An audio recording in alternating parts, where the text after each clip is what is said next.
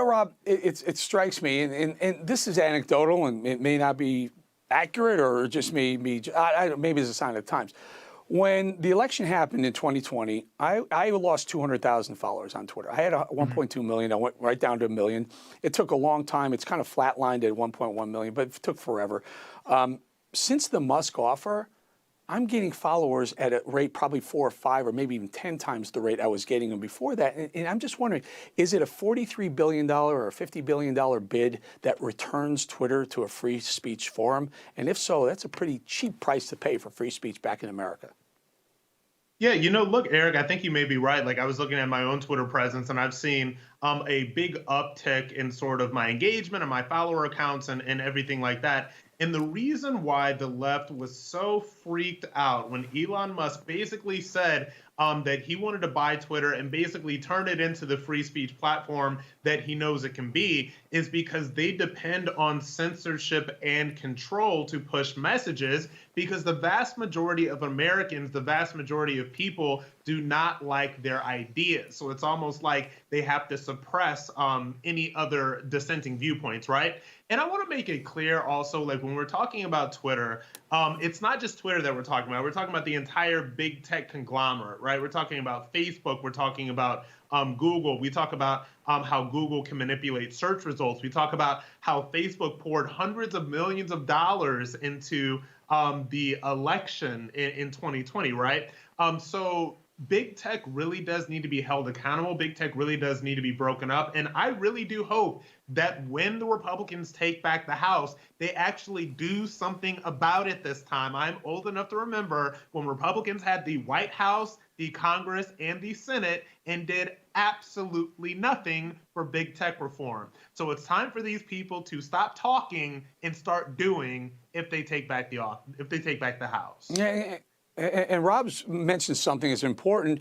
I'm not sure I'm for breaking up companies because I'm a free marketeer and I think companies should be free to grow. However, when there are benefits afforded by the United States government to companies, social media companies like Twitter, Facebook, and other, where they're immune from some prosecutions, they're immune from some antitrust laws because of their startup. When they were startups, we gave them that.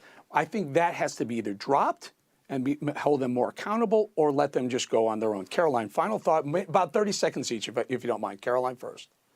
Yeah, absolutely. We do have to take back the House with a strong America First majority that will actually get something done, as President Trump did. Repealing Section 230 is a great solution. These private companies, Twitter is not acting as a company, they're acting as a publisher, and they are censoring and silencing our right to speak freely every single day. We will get it done when we take back the House this year, no doubt about it, because our country truly depends on it. Yeah, and Rob, and the point is, when they act like a publisher, but they're treated like, a public forum by the government, we're giving them a wall. We're giving them a shield that the regular Americans, you and I, if Rob or Eric or Caroline said something, we get sued for. But Twitter and Facebook can hide behind that wall. We need to pull that wall down, don't you think?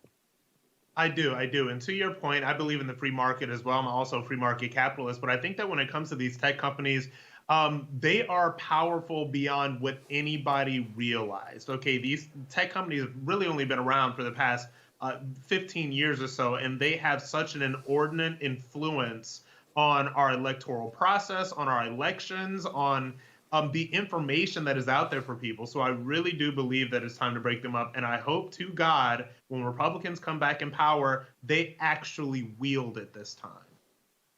Yeah, we will, and very quickly, folks. We're very quickly, Musk is brilliant because he's up to about a $50 billion offer. There's people in my ear talking to me. Matt, please stop. He's up to about a $50 billion offer, which on a financial term, they don't make enough money to be worth $50 billion. But as you point out, Rob, there are presidential elections that spend $250 billion. Like over the course of time, $200 million in one election over the course of time. This is a very, very valuable platform, Twitter is, and not necessarily because they make money day in, day out, because it'll be tens of billions, if not more, over the next 10 years on elections. And that is the way to win elections via Twitter. Caroline Levitt, Rob Smith, thank you both so much. Thank you.